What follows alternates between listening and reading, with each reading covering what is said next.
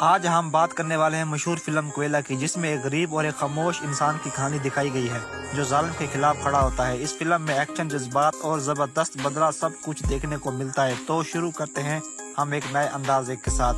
ایک مشہور بھارتی ایکشن اور رومانوی کوئلہ فلم 1997 میں ریلیز ہوئی تھی، جو شاہ رخ خان اس فلم کے ہیرو جنہوں نے شنکر کا کردار ادا کیا، جبکہ ہیروئن مادھوری جس نے گوری کا کردار ادا کیا، امریش پوری نبھایا۔ فلم میں ولن کا کردار ادا کیا جو راجہ صاحب کے نام سے مشہور ہے۔ کہانی ایک گاؤں اور ایک محل کے گرد گھومتی ہے، جہاں راجہ صاحب نامی ایک طاقتور مگر نہایت ظلم جاگیردار حکومت کرتا تھا۔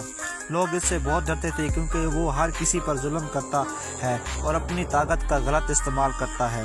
اس کے محل میں شنکر نام کا ایک گونگا نوجوان رہتا تھا جو بول نہیں سکتا تھا، لیکن بہت ایماندار، بہت بہادر، بہت طاقتور ہوتا تھا۔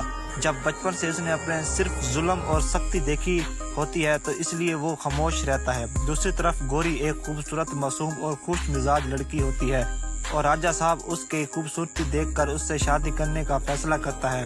گوری کو یہ بتاتا جاتا ہے کہ راجہ ایک اچھا انسان ہے، مگر شادی کے بعد اسے حقیقت کا پتہ چل ہی جاتا ہے۔ راجہ صاحب خطرناک اور ظالم آدمی ہے۔ گوری وہاں سے بھاگنے کی کوشش کرتی ہے، لیکن راجہ کے آدمی اسے پکڑ لیتے ہیں۔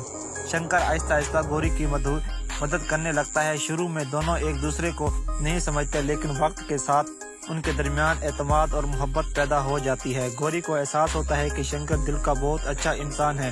دوسری طرف شنکر پہلی بار کسی کے لیے محبت محسوس کر رہا تھا۔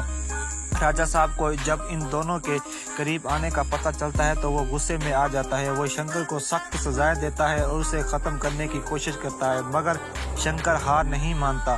آخر میں شنکر راجہ کے ظلم کے خلاف کھڑا ہو جاتا ہے۔ فلم کے آخری حصے میں زبردست لڑائی اور ایکشن دکھایا گیا ہے، جہاں شنکر اپنی محبت اور انصاف کے لیے جان کی بازی لگا دیتا ہے۔ فلم میں محبت اور دوستی، ظلم کے خلاف آواز اور بہادری کا پیغام دیا گیا ہے۔ اس کے گانے بہت مشہور تھے، خاص طور پر تاہیں تاہیں اور گھونگھٹے میں چند ہوگا۔ یہ فلم کا آج بھی شاہ رخ خان کی یادگار فلموں میں شمار ہوتا ہے۔ شنکر اور گوری جب ایک دوسرے کے قریب آنے لگتے ہیں تو محل کے دوسرے نوکر بھی حیران ہوتے ہیں، کیونکہ شنکر ہمیشہ خاموش اور اکیلا رہنے والا انسان تھا۔ گوری پہلی بار کسی کو اپنے لیے اتنی قربانی دیتے ہوئے دیکھتی ہے۔ وہ سمجھ جاتی ہے کہ شنکر اگر بول نہیں سکتا لیکن اس کا دل بہت اچھا ہے۔ ادھر راجہ صاحب کو شک ہو جاتا ہے کہ گوری اب اس سے نفرت کرنے لگی ہے اور شنکر بھروسہ کرتی ہے۔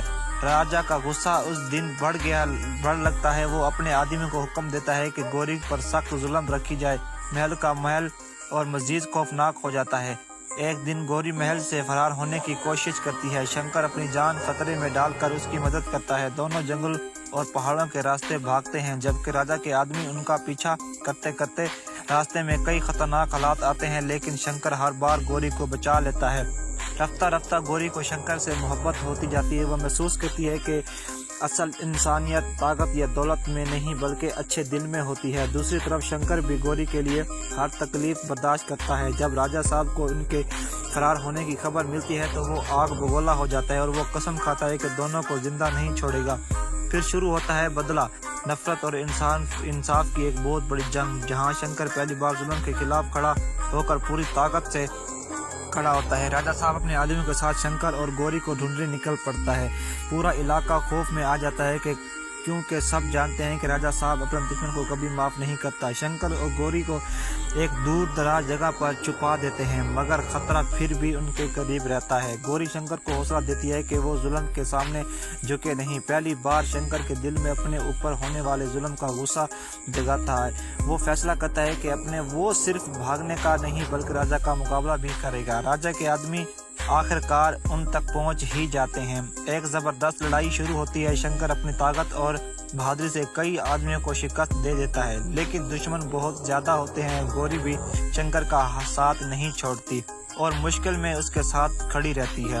بعد میں شنکر کو اپنی ماضی کو کچھ تکلیف حقیقتیں یاد آ جاتی ہیں اور اسی احساس ہوتا ہے کہ اس کی خاموشی اور تکلیف اس کے پیچھے بھی راجہ صاحب کا ظلم تھا۔ یہی بات اس کے دل میں انتقام کی آگ اور زیادہ بڑھ جاتی ہے۔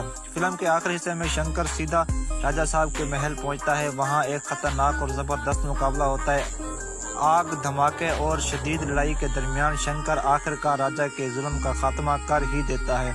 आखिर में इंसाफ जीत जाता है और शंकर को गौरी और एक नई जिंदगी शुरू करने की उम्मीद के साथ आगे बढ़ते हैं।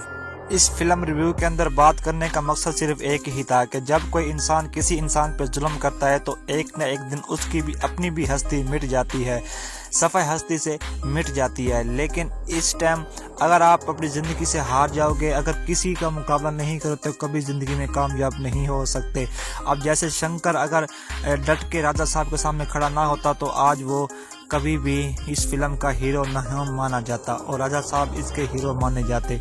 इस फिल्म में सब कुछ बताने का मकसद एक ही चीज़ है कि अगर आप किसी से पर आप गुलामी कर रहे हैं या कुछ कर रहे हैं, अगर आप पर वो जुल्म करता है तो आपको अपने हक के लिए आवाज़ उठानी चाहिए, जैसे शंकर ने अपने हक के लिए आवाज़ उठाई है।